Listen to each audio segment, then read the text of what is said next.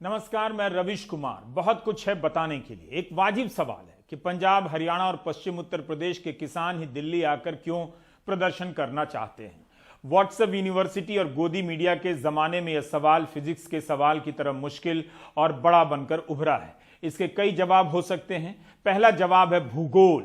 भूगोल की गलती के कारण कर्नाटक और ओडिशा, फरीदाबाद और गाजियाबाद की जगह नहीं बच सके।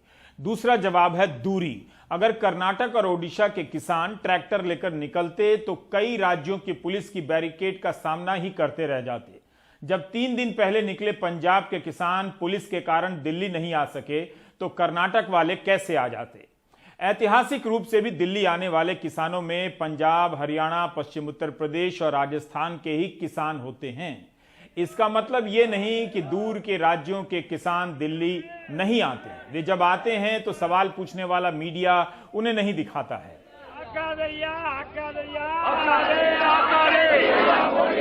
2017 का साल था। अप्रैल मई का तपता महीना। तमिलनाडु से किसानों का छोटा सा समूह दिल्ली आया।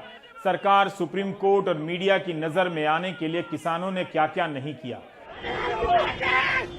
अपने कपड़े उतार दिए, चूहे खाए, मूत्र पी लिया, जमीन पर खाना परोस कर खाया, सांकेतिक अंतिम संस्कार किया। वे कर्ज माफी, सूखा राहत पैकेज और सिंचाई संबंधी समस्या के समाधान के लिए दिल्ली आए थे। राज्य सरकार के आश्वासन पर दिल्ली से लौट गए। जब पूरा नहीं हुआ तो फिर दिल्ली आए, फिर चले गए। इस तरह से अप्रैल में 40 दिन और जुलाई के बाद 60 दिन से अधिक तक प्रदर्शन किया। जाहिर है जब आप आंदोलनों का कवरेज देखेंगे नहीं, दिखाया नहीं जाएगा तो कई साल बाद वाकई यह सवाल ठीक लगेगा कि दिल्ली सिर्फ पंजाब और हरियाणा के किसान क्यों आते हैं। तो भूगोल, दूरी और मीडिया के अलावा पंजाब और हरियाणा के किसानों के दिल्ली आने के कई और कारण हैं। एक कारण है जोत का आकार, जिसे लैंड होल्डिंग कहते हैं। भारत में कृषि योग्य भूमि का करीब 86% हिस्सा छोटी जोत में आता है। फुटबॉल के मैदान से कम आकार माना जाता है। 2015-16 की कृषि जनगणना की रिपोर्ट से आपको 2 चार्ट दिखाना चाहता हूं।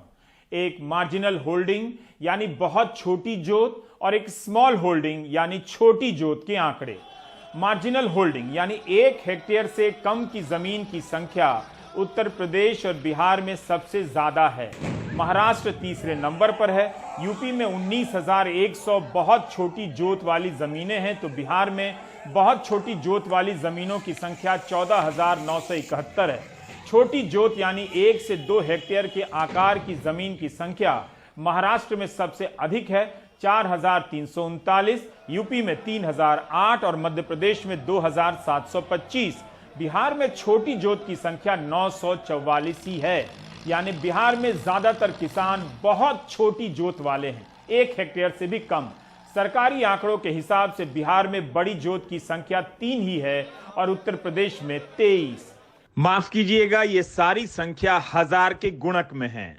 तो बड़ी जोत में 10 हेक्टेयर से अधिक की जमीन होती है और मझोले स्तर की जोत में 4 से 10 हेक्टेयर की जोत होती है, जमीन होती है।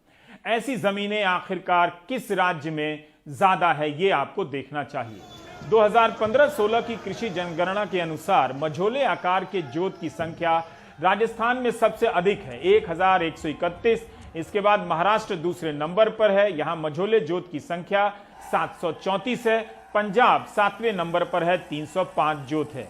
लेकिन बड़ी जोत के हिसाब से पंजाब 4थे नंबर पर आ जाता है। यहां पर 58 बड़ी जोत की जमीनें हैं।